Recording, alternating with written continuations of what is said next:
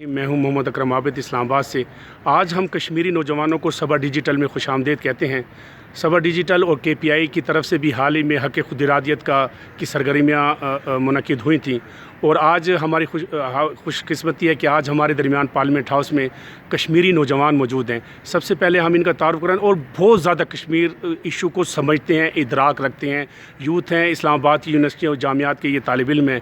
सबसे पहले हम इन नौजवानों से तारुफ़ कराते हैं। अब्बासी साहब, आप अपना तारुफ़ करा दें। जी, अब्दुल वासित मेरा नाम है, आल कश्मीर फोरम से ताल्लुक़ रखता हूँ।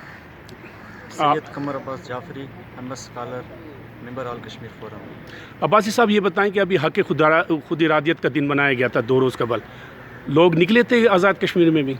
जी बिल्कुल, न सिर्फ आज़ाद कश्मीर में बल्कि पूरी दुनिया के अंदर जहाँ पे भी जम्मू कश्मीर के लोग हैं वो पूरे जोश जज्बे के साथ निकले थे और इस अज़्म के साथ कि हक़ खुद इरादियत मिलने तक, आज़ादी मिलने तक अपनी जद्दोजहद को जारी रखेंगे। ये दिन मनाते रहेंगे और हमें उम्मीद नहीं बल्कि यकीन है कि यूनाइटेड नेशन इस करारदाद के ऊपर जल्द अमल दरामद करवाते हुए जम्मू कश्मीर के लोगों को आलमी सतह पर पैदाशी हक़ खुद इरादियत दिलवाएगा। अब्बासी साहब का आल जम्मू कश्मीर फोरम से ताल्लुक़ है। आप हमें ये बताएं कि इस वक्त ये दौर है सोशल मीडिया का, वेब चैनल का दौर है। नौजवान सोशल मीडिया पे कश्मीर काज के लिए आपको क्या नज़र आता है? नौजवान देखें सोशल मीडिया पे बहुत ज़्यादा एक्टिव हैं, लेकिन बदकिस्मती ये है कि हमारी थोड़ा सा जो आप कह सकते हैं थिंक टैंक्स या पॉलिसी मेकर्स हैं, आप लेट सपोज सोशल मीडिया के ऊपर काम कर रहे हैं, यूट्यूब आपका बंद कर दिया जाएगा। आप कश्मीर के लिए काम करेंगे, बंद कर दिया जाएगा। आपकी फेसबुक बंद कर दी जाती है। हमारा ट्विटर, आल कश्मीर फोरम का जो ऑफिशियल ट्विटर था जो शुरू से है, वो बंद कर दिया गया था। किस वजह से? इस वजह से कि उन्होंने बाज़ाब्ता तौर पर एप्लीकेशन लिखी अपने फॉरेन एम्बेसी के अंदर कि ये स्टेट स्पॉन्सर्ड थिंक टैंक है जो कि वहाँ के नौजवानों को इंडिया के ख़िलाफ़ उजागर कर रहा है। तो इसलिए नौजवान तो काम करना चाह भी रहे हैं और कर भी रहे हैं, लेकिन इसके लिए अरबाब इख्तियार और इक़्तिदार को नौजवानों की सपोर्ट करनी पड़ेगी। उसके लिए यही है कि जिस तरह से यूट्यूब है, ट्विटर है, फेसबुक है, उसकी इंतज़ामिया तक मैसेज पहुँचाना पड़ेगा। हमारे साथ जम्मू का एक नौजवान मौजूद है। कश्मीर में जब भी शहादत होती है कौमी परचम में वो सुपुर्द खाक करते हैं। जब भी उनकी रैली निकलती है हाथ में कौमी परचम होता है।